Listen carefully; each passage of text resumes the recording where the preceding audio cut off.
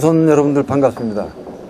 그리고 제가 시간이 있는데 뭐 쉽게 모셨다고 그러는데 쉽게 그냥 왔어요. 네, 시간이 있으면 와야죠.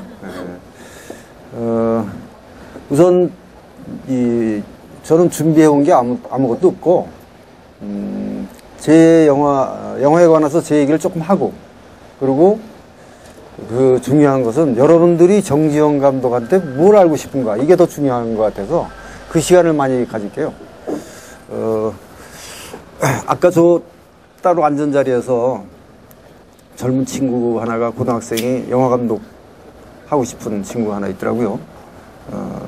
그래서 나보고 언제 영화 감독이 되려고 마음 먹었냐고 그래서 제가 고등학교 1학년 때 영화 감독이 되려고 마음 먹었거든요.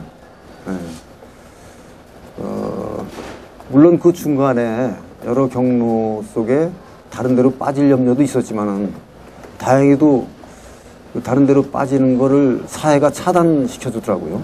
예를 들어서 대학 졸업하고 방송국 PD 시험을 봤더니 떨어지고, 이렇게. 그 고등학교 1학년 때 왜 그 어린 시절에 어떻게 영화 감독이 될 결심을 했는가? 제가 그 당시에는 문학 소년이었어요. 그러니까 그 소설 좋아하고 뭐 이렇게, 또 그 소설을 전문가들은 어떻게 평가하나 월평도 봐가면서 제법 어린 시절에 조숙한 셈이죠. 그런데 그 이유는 저희 집에서 조그만 책방을 했었거든요. 시골에서. 그런 바람에 책을 일찍이 쉽게 접했어요. 근데 어느 날 제가 오발탄이라는 소설을 이미 봤는데 그 책방에 영화 잡지에 오발탄이라는 시나리오가 실렸더라고. 그걸 봤어요. 중학교 때 물론 이 영화를 좋아했어요. 그때 영화를 좋아했던 것은 뭐 대부분 아이들이 영화를 좋아하니까 나도 좋아했지만 나는 특별히 학생 입장을 금한 영화도 약간 불량 학생들과 함께 섞여서 열심히 찾아다녔던 그런 시절이었어요. 그런데 그 당시에 그 영화를 보는 재미라고는 뭐 아마 요즘 어린아이들하고 똑같을 거예요. 우선 이쁜 여배우들 나오고, 그리고 우리가 살고 있는 세계가 아닌 다른 세계 이야기를 들려주고, 그런 재미로 봤죠. 근데 오발탄이라는 소설을 읽고 그다음에 시나리오를 보고, 그리고 이제 영화를 봤거든요. 영화를 읽어간다고 생각해서 영화를 보면서, 무슨 말이냐면은 어떤 이야기가, 소설은 단편 소설이에요. 오발탄이라는 소설이 단편 소설이 시나리오화하는 과정에서 한 2시간짜리 영화의 대본이 되는 거잖아요. 그러니까 뭐 다른 에피소드, 인물의 관계도 좀 폭넓게 변하고 이렇게 하면서 나중에 그게 영화관에서 볼 때 그게 이제 영상화된 과정을 보잖아요. 그래, 야, 그럼 저걸 누가 만든 거야, 저거? 누가 저렇게 영상화 시키는 거지? 그게 감독이더라고요. 그래서, 야, 그거 하는 게 참 좋겠다, 나는. 스스로 합리화시키기를, 내가 조금 이제 문학에도 취미가 있고, 미술에도 취미가 있고, 음악에도 취미가 있고, 그런 쪽에 다양한 조금씩의 취미가 있기 때문에 스스로를 합리화시켰어요. 나는 그런 쪽에 조금씩 다 관심과 취미를 가지고 있으니까 종합예술인 영화가 나한테 딱 맞는 거야. 이렇게 합리화시키고, 그때부터는 영화를 약간 전문적인 시각으로 보기 시작했어요. 물론 그 당시에 뭐 나이 어린 나이에 전문적인 시각이래 봐야 뭐 별거 없겠지만, 아무튼 그렇게 시작을 해서 하여튼 흘러와서 어렵게 쉽게 영화 감독이 될 줄 알았는데 어렵게 영화 감독을 했어요. 근데 영화 감독을 하고도 상당히 어려웠죠. 그래서 여러분들은 제가 1990년도에 여러분들 뭐 어리니까 모르겠는데 1990년도에 제가 그 대한민국에서 상당히 잘 나가는 감독이었거든요. 90년대에 남부군으로 시작해서 하얀 전쟁, 헐리우드 이생애 이런 영화를 하면서 말하자면 톱 클래스라고 일반적으로 얘기하는 그런 감독이었어요. 근데 그렇게 잘 나가지만은 경제적으로 어려웠어. 영화 감독이란 그래요, 원래. 예. 영화 감독이 그렇게 힘들어요. 그러다가, 이 정정이라고 고비가 없는 건 아니죠. 예. 말하자면 객관적으로 사람들이 말하는 슬럼프에 빠지기 시작했는데 그 슬럼프라는 거는 나 개인은 잘 몰라요. 사람들이 내 영화를 거부하는구나. 뭐 손님이 안 들면 거부하는 거죠, 그죠? 예. 그러면서 한동안 영화를 못하고 있었죠. 물론 그 시기에 나를 모든 사람들이 거부하는 거 아니기 때문에 영화를 준비하고 있었어요. 여러분들은 잘 모르는 니 메일즈라는 미국 기자가 쓴 아리랑이라는 소설이 있거든요.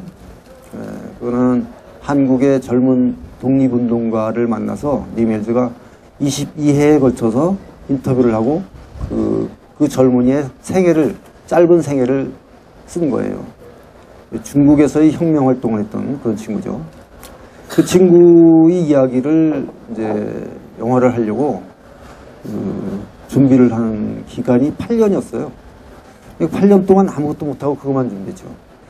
그러다 보니까 어느새 젊은 감독들이 나오고 나는 이미 이제 아무도 안 찾는 감독이 되어 있더라고요. 네. 그러다가 2차 대전에서 13년 만에 부러진 화살이라는 작품을 만났어요. 그 작품은 원래 부러진 화살은 르포 작가 쓴 공판 기록이거든요. 그 공판 기록을 보고 그 공판 기록을 문성우 씨가 먼저 읽어보고 나한테 한번 이거 읽어보라고. 자기는 참 재미있는데 영화도 될 수 있을 것 같다고. 그래서 읽어봤더니 재밌더라고요. 그래 바로 시나리오를 썼어요. 시나리오를 완성해서 제가 이제 이미 제 또래의 감독들은 전부 거의 은퇴했어요. 우리 선배인 임권택 감독 한 분이 고고하게 영화를 활동을 할 뿐이지 제 주위의 동료들은 다 이제 영화를 못하고 있었어요. 그러니까 제작 환경이 바뀌었기 때문에 시나리오를 들고 어딜 찾아갈 수가 없어요. 어딜 찾아가야 되냐면 투자자를 찾아가야 되거든요. 근데 투자자를 아는 사람이 없어요. 전부 투자 실무자들이 젊기 때문에 우리를 만나려고 그러질 않아요. 왜? 그래도 왕년에 정지영 감독인데 대우는 해줘야 될 것 같고 자기가 시나리오 보고 비판도 해야 되는데 마음대로 못할 것 같고 불편해하는 거죠. 그래서 그 시나리오를 가지고 젊은 후배한테 부탁을 했어요. 이 시나리오를 가지고 좀 투자자를 하나 엮어달라. 그 친구가 읽어보고 참 재미있다고, 자기가 엮을 수 있겠다고.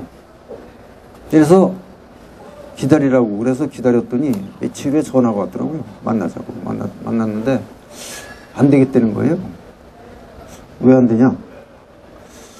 이 시나리오가 좀 위험하다. 이렇게 얘기를 하는 거예요. 무슨 말이냐면 자기 그 회사의 그 변호사한테 자기 회사의 자문 변호사한테 물어봤더니 네가 소개를 시켜서 투자를 유치하면은 너의 신뢰에 금이 갈 수 있다. 왜냐하면 이건 상영금지 가처분 신청을 당하기가 농후하다. 그렇기 때문에 네가 참여 안 하는 것이 좋겠다. 이렇게 자문을 얻었다는 거죠. 그래서 저도 그 시나리오를 쓰면서 그런 생각을 전혀 안 한 건 아니에요. 왜냐하면 여러분들 부러진 화살만 여기서 한 70%는 봤을 것 같아요. 네. 몇 번이요? 네. 근데 그 사법부를 전면으로 비판하고 있기 때문에 이게 뭐 쉽게 그렇게 통과되지 않을 것 같다라고 생각을 했지만은 그래서 미리 또 따로 자문을 구했습니다. 미리 따로 자문을 구한 사람이 지금은 국회의원에 대한 송호창 변호사예요. 송호창 변호사가 그때 미국에 있었는데 시나리오를 보내고 메일로 야, 이런 거를 하나 썼는데 이게 괜찮을까? 좀 자문을 구하자 그랬더니 송호창 변호사 입장은 그럴 위험이 다분히 있지만은 자기 생각에는 그 상영지 가처분 신청을 안 할 것 같다. 그렇게 대답이 왔어요. 그래서 내가 그 후배한테 내가 자문을 구한 변호사는 이렇게 얘기를 하더라. 그랬더니 그 친구가 100%는 아니지 않습니까? 1%라도 위험하면은 자기는 할 수가 없습니다. 이렇게 얘기를 하는 거예요. 그래서 내가 거기서 다른 제안을 했습니다. 그럴 경우를 생각해서 나는 이것을 독립영화로 찍으려고 했다. 한 2억 정도만 있으면은 내가 영화를 찍을 수 있을 것 같다. 근데 너는 2억은 있을 것 같다. 네가 좀 직접 투자를 해라. 그래 갑자기 제안 당했기 때문에 당황을 하죠. 그래, 이틀만 시간을 달라고 그러더라고요. 그래, 이틀 후에 연락이 왔어요. 한번 해봅시다. 그래서 처음에 이제 이 연극 배우들 위주로 써서 그 저예산 독립영화를 찍으려고 했었는데 누군가가 시나리오를 읽어보더니 여기 주인공은 안성기가 해야 된다. 이렇게 주장을 하는 거예요. 그래서 안성기가 미쳤냐. 돈을 줘야 찍지 안성기가. 그랬더니 그 친구 하는 얘기가 감독님은 안성기랑 친하지 않습니까? 아니 이 거절 당할 때 당하더라도 한번 제안을 해볼 필요는 있는 거 아닙니까? 그 생각은 전혀 해본 적이 없는데 그 친구 얘기를 듣고 시나리오를 읽고 안성기를 찾아갔어요. 찾아가서 시나리오를 내놓기 전에 두 가지를 얘기했죠. 첫째, 돈이 없다. 내가 너한테 시나리오 하나 주는데 돈이 없다. 두 번째로는 내가 너하고 두 작품을 했다. 남북은과 하얀전쟁 두 작품을 했는데 두 작품 다 정치적, 사회적으로 약간 껄끄러워졌다. 그런데 두 작품 다 성공했다. 이 작품도 약간 그런 감이 있는 작품인데 너랑 하면 꼭 성공할 것 같다. 그러고 또 건네줬습니다. 그 다음날 연락이 왔어요. 해보자고. 그래, 안성기가 선택되는 바람에 다른 이 스텝이나 캐스트들이 전부 업그레이드 되기 시작했어요. 그래서 제작비가 5억으로 올라갔는데 그 돈을 다 투자했습니다. 그 친구. 그래서 성공을 해서 그 부러진 화살은 제가 직접 제작을 한 거나 다름없죠. 투자는 그 친구가 했지만은. 그래서 생애 처음으로 돈을 벌어본 거예요. 제가.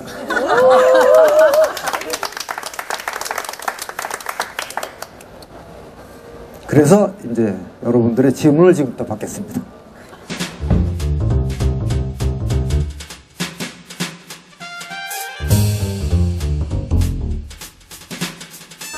저는 배우를 꿈꿔본 적은 없어요. 제가 이 대학교 입학시험을 볼 때 연극영화과를 한번 봤거든요. 그래서 한 1년 다녔어요. 거기 1년 다녔는데 그때 1학년 때니까 선배들이 그 그룹을 짜서 이 연극을 하더라고요. 근데 무조건 1학년 학생들을 실험 대상으로 놓고, 그러니까 1학년 학생들이 의무적으로 연기를 해야 돼요. 그가 연기 지망생이든 아니든. 나는 영화감독 지망생이지만은 선배들이 시키는 대로 무대에 한번 올라가 봤는데 그때 내가 느낀 게 음치가 있듯이 연기치가 있구나. 왜냐하면 저는 무대에 올라가서 연기를 하려고 그러면 내 캐릭터 가지고 상대방, 즉 상대방의 캐릭터를 봐야 되는데 상대방의 진짜 모습을 보는 거예요. 자꾸 웃음부터 나오는 거죠. 그 친구가 다른 모습을 나한테 보여주려고 하니까 도저히 연기가 안 되더라고요. 그래서 여선배 연출자한테 난 도저히 안 되겠다고 나를 빼달라고 그런 적이 있어요. 물론 그 이후에 영화에서 잠깐씩 출연한 적은 있습니다. 근데 잠깐이니까 할 수 있는 거죠. 어떤 캐릭터를 가지고 한 씬 내지는 두 씬 이렇게 하라면 못해요.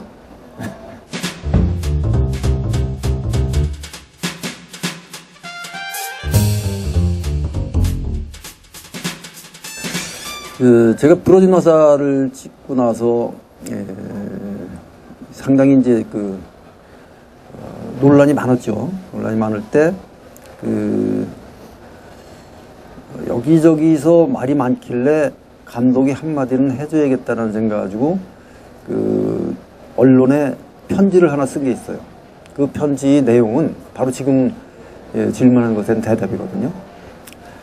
감독이 어떤 영화를 찍고 나서 그것이 사회적 파장을 일으키는 것, 이것은 엄격히 얘기하면 감독이 바라는 바예요. 그 파장이 좋은 의미의 파장이어야겠죠, 물론. 그래서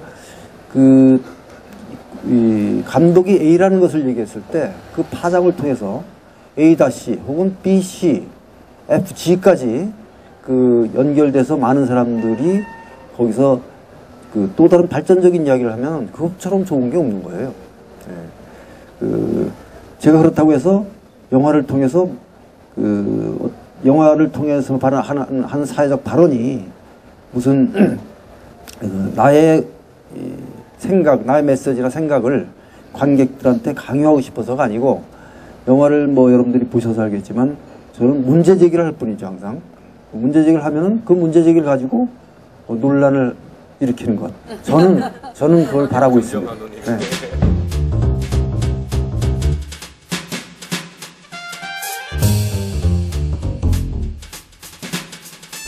남영동 1985의 계기는 상당히 오래전으로 거슬러 올라가는데요. 1980년대 말에 붉은 방이라는 중편 소설이 이상문학상을 탄 적이 있어요. 그 작품은 고문 경찰관을 그린 거거든요. 근데 그것을 장선우 감독이라는 친구가 영화를 하려고 준비를 했어요. 근데 그 준비를 하는 와중에 남산, 지금은 국정원이죠. 남산에서 그 작품 꼭 해야겠니? 이러는 바람에, 물론 감독한테 그렇게 얘기하지 않아요. 제작자한테 얘기하지. 그러는 바람에 그 작품이 덮어졌어요. 그 말은 무슨 말이냐면은, 그걸 꼭 하면은 우리도 가만 안 있을게, 이런 말이고, 가만 안 있을게, 이 말은 그 회사를 세무사 잘 바로 들어가겠다는 얘기거든요. 그래, 이 장사를 하다 보면은 털어서 먼지 안 날 수가 없으니까, 회사에서는 금방 그것을 포기하게 되죠. 그래, 모든 감독들이 안타까워했어요. 그 작품이 그만큼 괜찮았어요. 저도 아까워했어요. 그래서 이런 작품은 언젠가 했으면 좋겠다는 생각을 가지고 있었는데, 그 후에 저는 다른 고문경찰관 얘기를 다르게 발전시켰어요. 거기에 이제 이 고문경찰관 이근한 경감이 다른 이유로 나오는데, 저 이근한 경감을 찾아가는 이야기를 하나 제가 픽션으로 생각을 했어요. 어느 날 이근한 경감의 딸을 하나 설정해서, 그 딸이 대학생이고, 어느 날 아침에 학교를 갔더니 애들이 신문을 보고 꿍시렁꿍시렁 하는데 보니까 자기 아버지 사진이 대문짝하게 나오는 거예요. 고문기술자 이근한 도주, 이렇게 나온 거예요. 그래 깜짝 놀란 거죠. 자기 아버지는 충실한 경찰관인데 자기한테 참 자기를 잘 사랑해주고, 이런 아버지가 신문에서는 고문기술자로 나온단 말이죠. 그래서 집에 가서 엄마한테 물어봐요. 이게 아버지 맞냐? 그러니까 엄마도 모르는 거죠. 엄마도 착실한 경찰관인 줄 알았죠. 왜냐하면 고문경찰관이 집에 와서 자기가 하는 일을 얘기하겠습니까? 당연히 안 하겠죠. 그죠? 그래서 아버지 어디 갔느냐? 나도 모르겠다. 이 딸은 학교에 가기가 싫은 거예요. 우선 친구들이 자기 아버지가 경찰관이라는 걸 알기 때문에 자꾸 그 이근한 경감에 대해서 물어보고, 그래서 어떤 결심을 하느냐면은 자기 아버지를 찾아갈 결심이에요. 찾아가서 확인을 하겠다, 자기는. 우리 아버지는 절대 이런 사람이 아닌데 신문에서 이렇게 얘기를 하니까 자기는 확인하겠다. 그래가지고 떠나는 거죠. 근데 한편 또 다른 어떤 청년이 이근한을 찾아 떠납니다. 그 청년은 자기 친구가 이근한 경감한테 고문을 당해서 지금은 정신병원에 있는 그런 친구예요. 정신병원에 왜 들어가게 됐냐면 고문을 당할 때 자기 이름만 됐으면은 고문이 멈춰질 텐데 자기 이름을 그 친구가 안 되는 바람에 더 심한 고문을 당해서 병원에 간 거죠. 자기 친구를 위해서 할 수 있는 일은 이근한 경감을 잡아서 경찰에 넘기는 일이에요. 그래서 그 이근한 경감을 찾아 떠나요. 그 청년과 그 대학 여대생이 어딘가서 만나게 되겠죠. 네? 네. 그러니까 거의 목적은 같은데 방향은 서로 잘 모르는 그래 어딘가서 만나게 되는데 만나게 되면은 외로운 여행이기 때문에 사랑을 쉽게 할 수 있겠죠. 네. 사랑을 나누지만 자기들의 목적은 이야기하지 않죠. 네. 그러다가 종래는 자기들의 목적이 동일 인물을 찾는다는 것을 알고 제가 거기까지만 시납시스를 생각해 놓고 더 이상 진전을 못 시키고 있었어요. 그러다가 어느 술자리에서 어느 소설가한테 이야기를 했더니 그걸 나를 달라고 그러더라고. 내가 소설을 쓰겠다고. 그래 빨리 써라. 그럼 내가 영어를 하겠다. 근데 소설을 썼어요. 썼는데 이 작가, 예술가란 원래 그래요. 자기 캐릭터대로, 자기 개성대로 쓰는 거지 상대방이 요구하는 대로 쓰는 게 아니에요. 그래서 내가 생각한 거랑 전혀 다른 이야기를 썼어요. 그게 이미 출판돼 나왔어요. 창작가 비평사에서 생강이라는 소설로 출판이 됐습니다. 물론 내가 생각할 때 이 책은 많이 안 팔릴 것이다 그렇게 생각했는데 역시 많이 안 팔렸어요.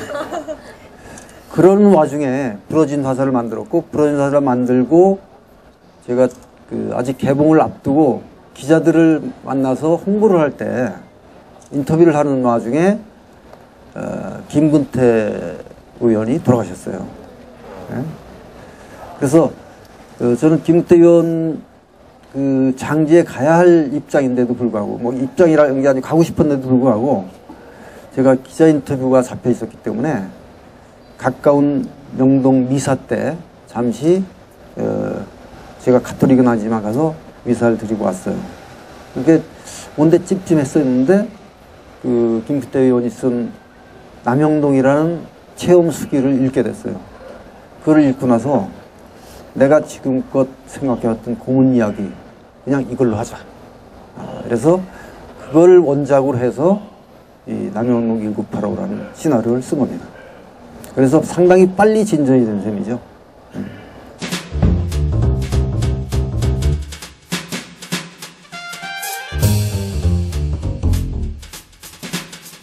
메시지라기보다는 그가 안고 있는 트라우마가 여전히 남아있다는 뜻이겠죠. 말하자면은 왜 용서를 못했겠습니까? 그죠? 자기도 모르겠어요. 그가 용서를 못한 이유는 아직 김근태 의원도 그러고 이제 스스로 고백을 한 건데 가서 용서를 빌었고 분명히 기근이가 용서를 빌었거든요. 근데 용서를 못하고 나온 거예요. 용서를 못하고 나왔는데 나는 그거를 어떻게 해석을 했냐면은 자기도 용서를 할 수가 없었던 거죠. 옛날 생각이 나니까. 용서를 할 수 없었는데 그 용서를 할 수 없었던 이유는 바로 여전히 옛날의 트라우마가 자기를 옥죄고 있었기 때문에 용서를 못했다. 그 트라우마는 이근한 경감이 불진다는 휘파람 소리가 들리잖아요, 자기한테. 그 얘기를 하고 싶어서 마지막 장면을 그렇게 찍은 거죠.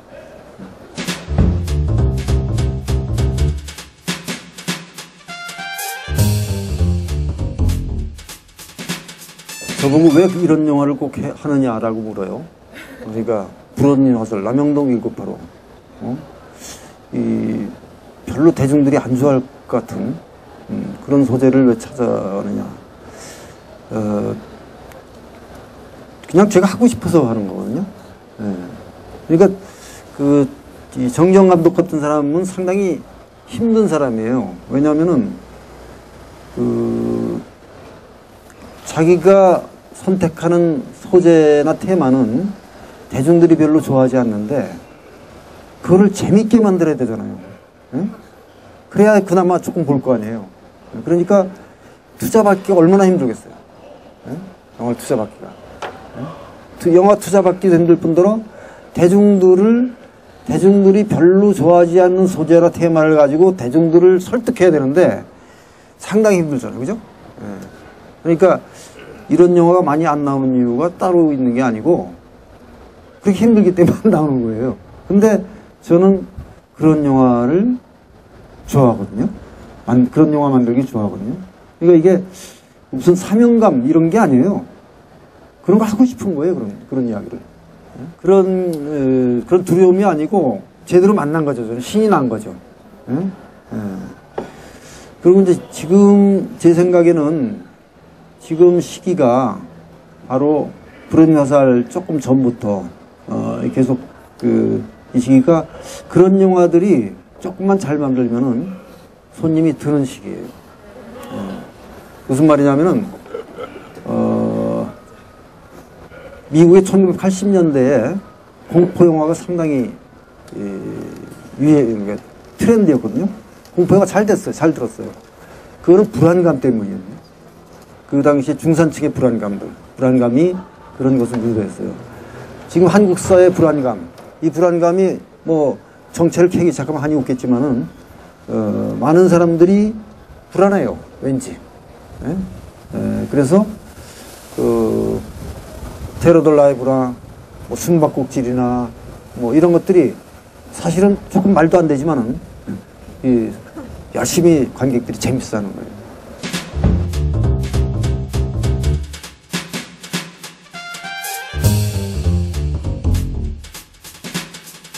제가 8년 동안 준비를 했는데 못하게 됐다는 아리랑에 대한 질문을 했는데요. 아리랑은 1910년대부터 30년대까지 김산이라는 젊은 독립운동가의 삶을 다루는 거거든요. 근데 그게 바로 중국 혁명의 와중이었어요. 근데 그 당시에 중국 혁명의 와중은 국제적으로 상당히 다단합니다. 그 복잡함을 영화 속에 담기가 우선 힘들어요. 그래서 시나리오 쓰기가 상당히 힘들더라고요. 그러니까 8년 동안 준비했다는 건 헌팅을 하면서 중국에 왔다 갔다 하면서 시나리오를 계속 썼던 거예요. 근데 만족할 만한 시나리오가 안 나온 거죠. 근데 더 중요한 것, 그보다 더 중요한 것은 김산이라는 친구가 중국 혁명 당국에 의해서 처형을 당했잖아요. 근데 80년대에 와서 다시 복권을 시켰단 말이죠. 즉 중국 혁명 당국의 이 잘못을 인정을 하는 영화잖아요. 아직 중국 검열을 통과하기가 어려운 그런 상황이에요. 중국 현실이 중국 혁명에 관한 일반 제작자나 감독이 영화를 만들지 않고 있어요. 정부 쪽에서는 만들어도. 그래서 힘든 거죠.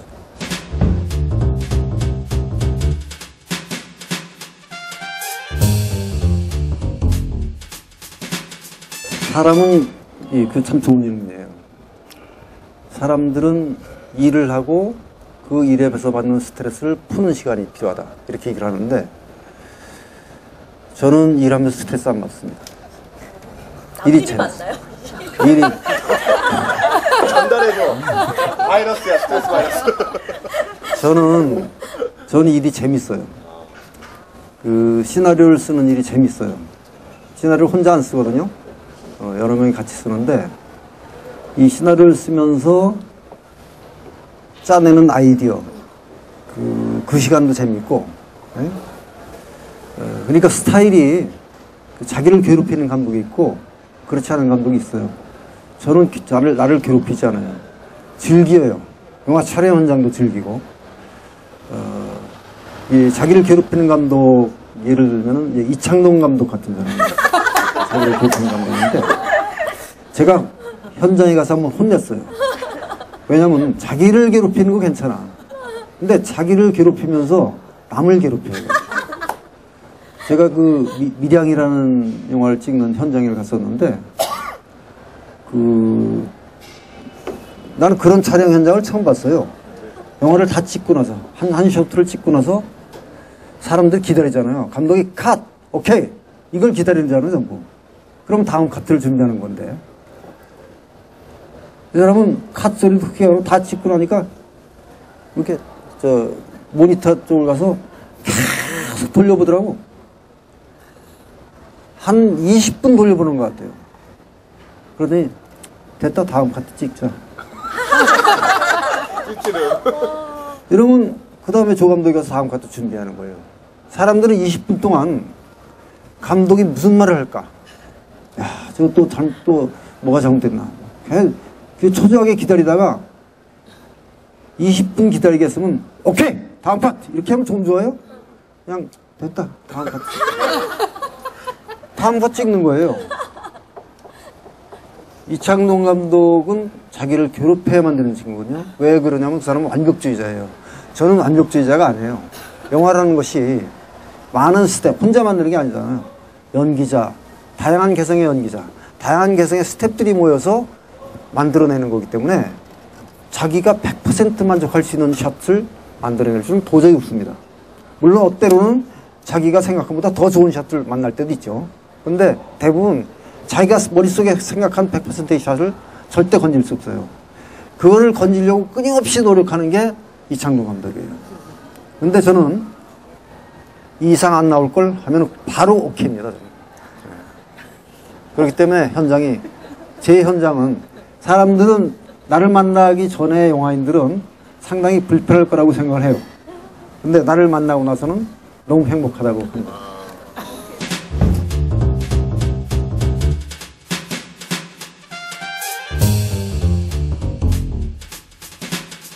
한국에 능력 있는 감독들 많아요. 중요한 거는 그가 자기만이 할 수 있는 영역을 하고 있는가, 이게 중요한 거죠. 능력 있는 감독 맞습니다. 그래서 그 감독들이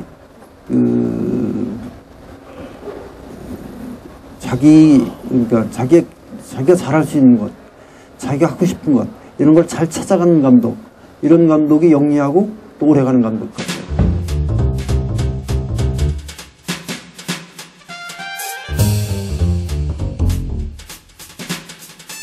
저는 설국열차 상당히 재미있게 봤어요.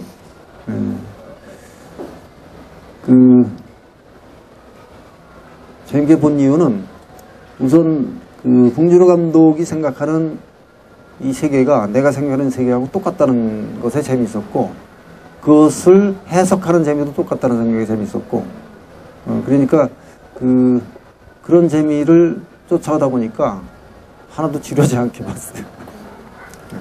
갈리는 게 뭐냐면 봉준호와 내가 갈리는 지점은 딱 하나 있어요. 봉준호는 거기서 송강호 편에 손을 들거든요.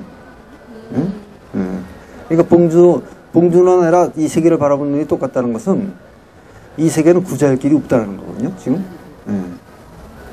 끊임없이 한 곳을 향해 질주해 가고 있어요. 모든 사람이 그 기차에 타고 있고. 근데 봉준호는 말하자면 그 달리는 기차에서 혁명을 일으켜봐야 또 마찬가지다. 그것이 없는 자를 대변하는 누군가가 그 기차의 엔진의 주인공이 된다 해도 그건 마찬가지다. 그래서 밖에서 찾아요. 어쩌면 우연일 수도 있고 다가오는, 그러니까 그냥 비전일 수도 있어요. 근데 저는 그나마 똑같은 세계가 올지는 모르지만은 그나마 저는 거기에 크리스 편에서 서죠.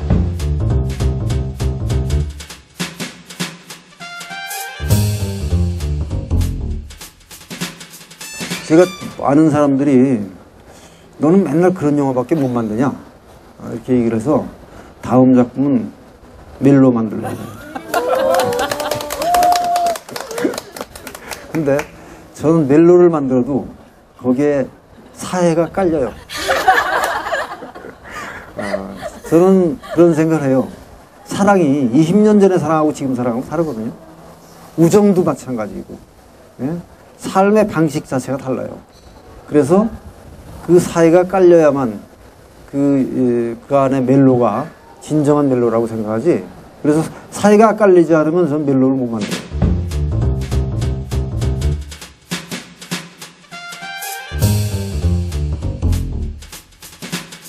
제가 그 공판 기록을 읽으면서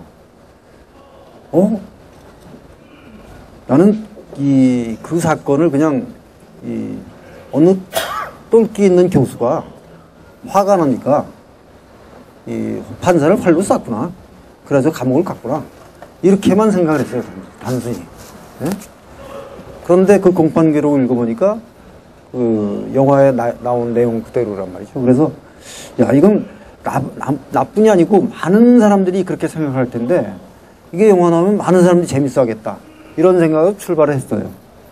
근데 그런 생각 가지고 출발했다고 그 이야기만 담는 것은 감독이 좀 모자란 감독이죠. 뭐 여러분 눈치를 채셨겠지만은 이게 사법부 비판한 영화로만 볼 수 있는 영화는 아니에요. 이 영화는 그 기득권 사회가 어떻게 자기도 의도하지 않은 네트워크를 형성한 채 굴러가고 있는가, 이 얘기를 다루고 있는 거거든요. 말하자면은 이 대학이라는 시스템과 사법부라는 시스템, 이런 시스템이 같이 연계되어 있는 것이고, 그들은 자기들 조직에서 혹은 자기들 사회에서 조금 위험 요소 같은 것은 제거하고 싶은 게 그들의 욕심이고, 그들의 체제를, 그들의 기득권을 유지하는 데 상당히 중요한 거죠. 그런 이야기를 거기에 담고 싶었던 거예요. 예를 들면요, 제가 최근에 누구한테 들은 얘기예요. 어느 대학에서 임용시험을 보는데, 대학 교수 임용시험을 보는데 일단 서류 심사를 할 거 아닙니까? 근데 서류 심사에 전부 박사학위, 요즘에 뭐 박사 아닌 사람 대학 교수 하는 사람 없으니까 박사학위 받은 사람들인데 전부 또 미국에서 박사학위 받은 사람들이에요.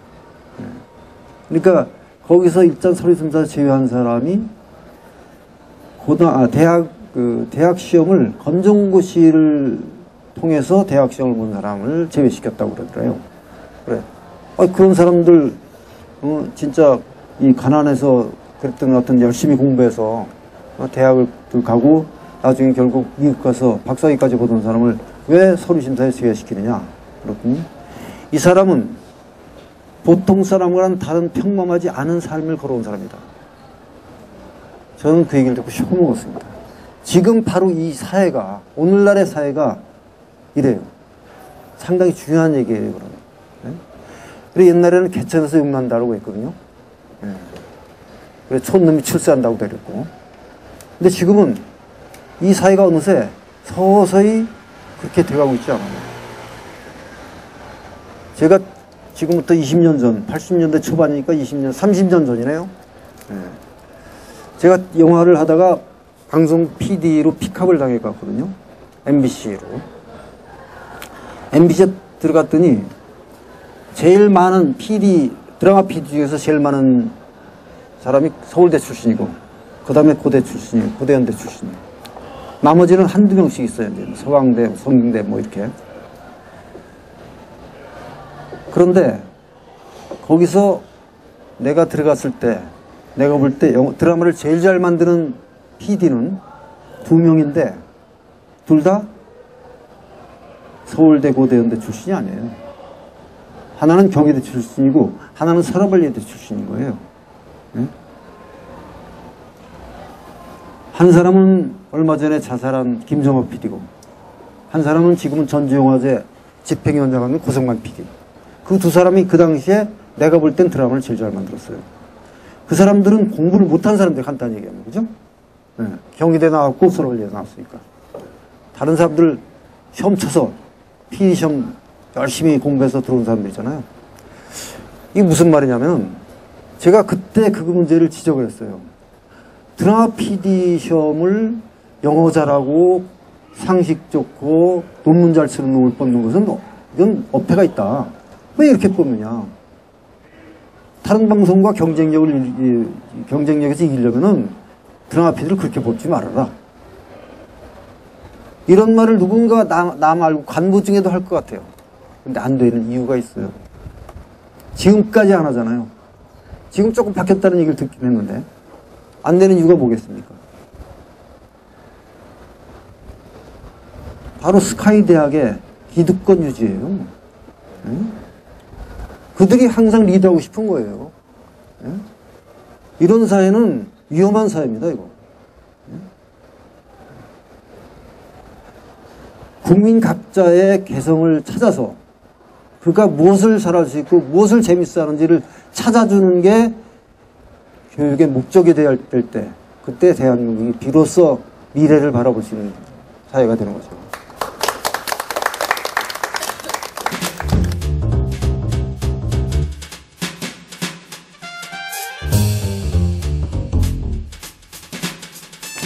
제가 냉정히 얘기하면요, 모든 영화에는 정치성이 담겨 있어요. 오락 영화에도. 사람들은 부러진 화살 혹은 남영미 교파를 만들었을 때 그 거부하는 걸 일으키는 사람들은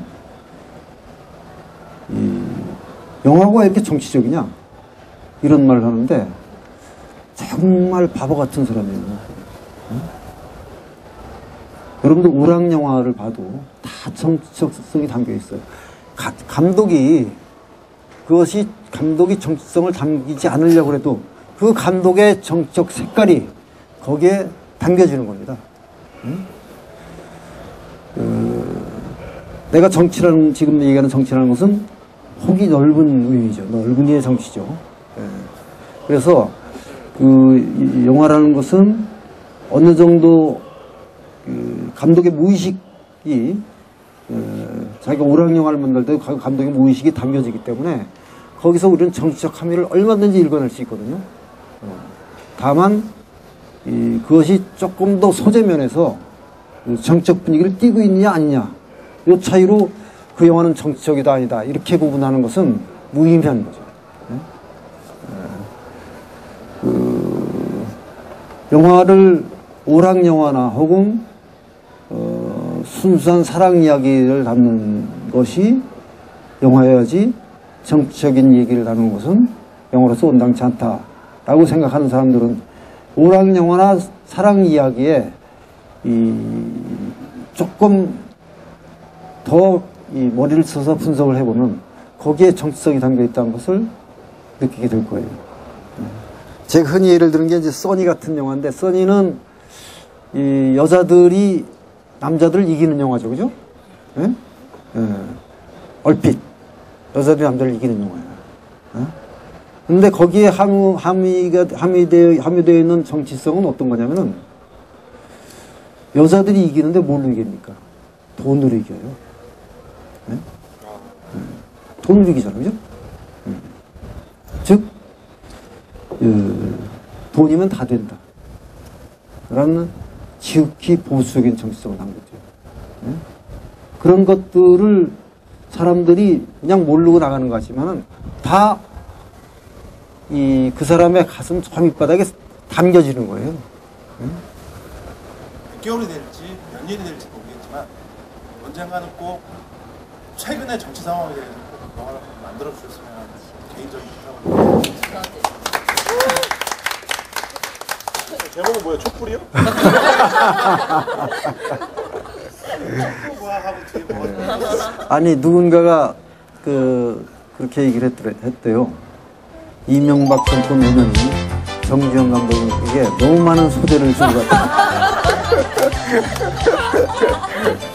네, 감사합니다.